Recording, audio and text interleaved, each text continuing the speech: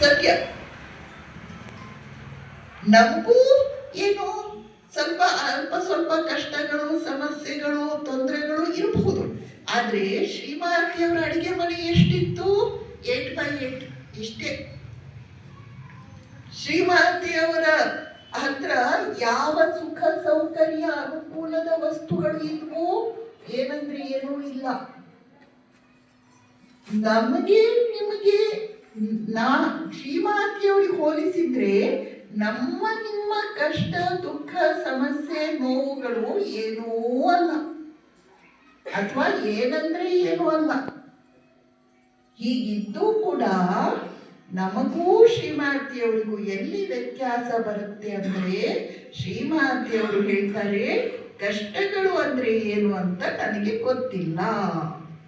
ಶ್ರೀಮಾತೆಯವರು ಹೇಳ್ತಾರೆ ಅಶಾಂತಿ ಅಂದ್ರೆ ಏನು ಅಂತ ನನಗೆ ಗೊತ್ತಿಲ್ಲ.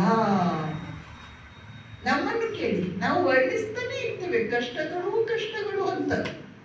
ಅಶಾಂತಿ ಅಂತ ನಾವು ಯಾವಾಗಲೂ ಒದ್ದಾಡ್ತಾ ಇರ್ತೇವೆ.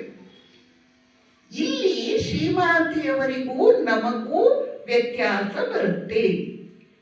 ನಾವು ನೀವು ಇದ್ದ ಪರಿಸರ ಯಾವುದೋ ಅದೇ ಬಗೆಯ ಪರಿಸರದಲ್ಲಿ ಶ್ರೀಮಾತೆಯವರಿದ್ರು. ನಾವು ನೀವು ಎಂಥ ಜನಗಳ ನಡುವೆ ಇದ್ದೇವೋ ಅದೇ ಬಗೆಯ ಜನಗಳ ನಡುವೆ ನಮ್ಮ ಶ್ರೀಮಾತೆಯವರೂ ಇದ್ರು. ಆದ್ರೆ ವ್ಯತ್ಯಾಸ ಎಲ್ಲಿ ಬಂತು?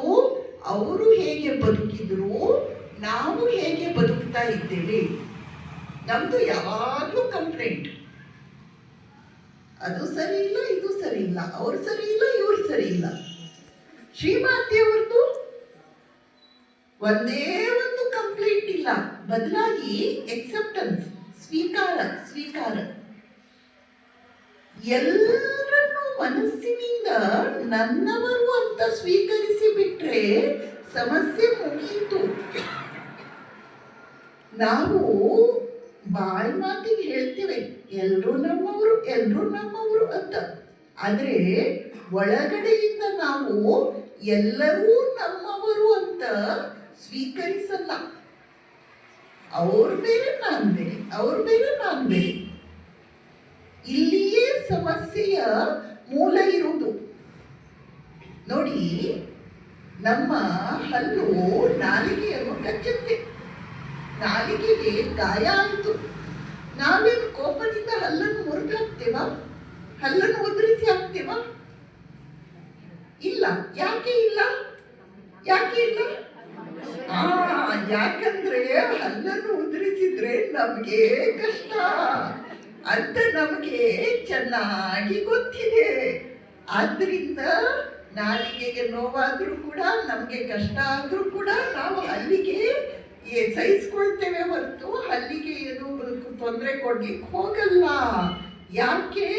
ನಂದೇ ನಾಲಿಗೆ, ನಂದೇ ಹಲ್ಲು ಅಂತ ನಮ್ಗೆ ಗೊತ್ತಿದೆ.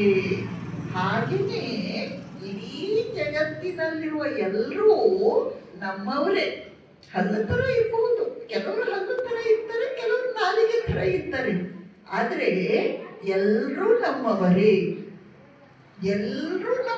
ಅಂತ ತಿಳಿದುಕೊಂಡಾಗ ನಾವು ಇನ್ನೊಬ್ಬರಿಗೆ ಕಷ್ಟ ಕೊಡ್ಲಿಕ್ಕೆ, ತೊಂದರೆ ಕೊಡ್ಲಿಕ್ಕೆ ನಮ್ಮ ಕೈಯಿಂದ ಸಾಧ್ಯವೇ ಇಲ್ಲ.